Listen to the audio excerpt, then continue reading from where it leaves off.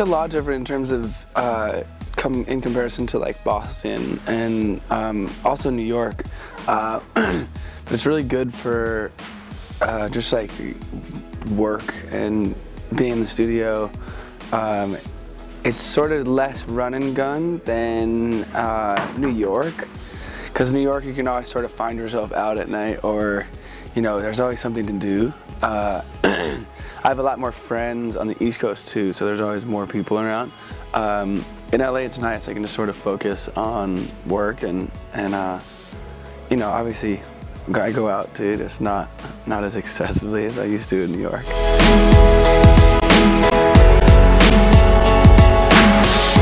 Not yet, it'll be fall. It'll definitely be this year, you know, hopefully fall. But yeah, we're super excited. It's gonna be a good one.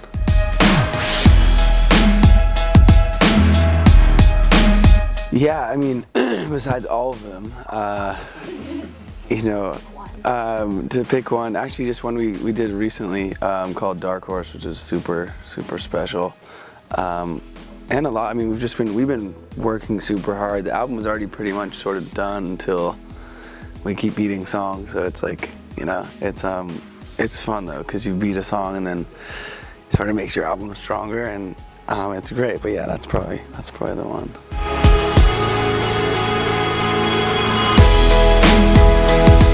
I was thinking about the concept I came up with writing a song was like being an underdog. And being sort of the less likely to win, and then just thinking about synonyms with you know, sort of underdog and rookie as like Dark Horse came up, and it's just super catchy for me. Like Dark Horse is such a cool name. You can think of cool images and cool like artwork for that too. Also with it, the song is produced by one of my favorite producers today, named Mike. And it's basically sort of like a little bit of a journey through the eyes of an underdog in, you know, all facets of life, in music, in you know, sort of a cultural sense, and just sort of life in general, being a younger kid, taking on this big, you know, sort of goal that we have.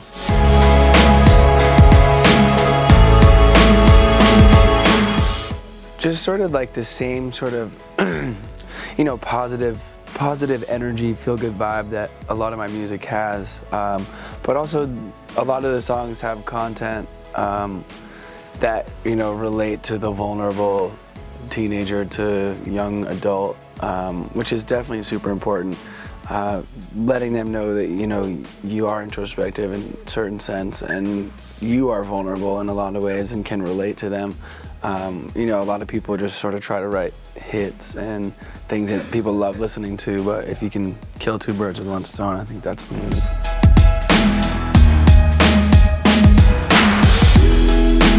It was great. I mean, he's super talented. There's so many songs sort of out that you don't realize he has a part of, which is really cool. But it was great. You know, it was really fun and sort of easy to write because it felt like a very me song.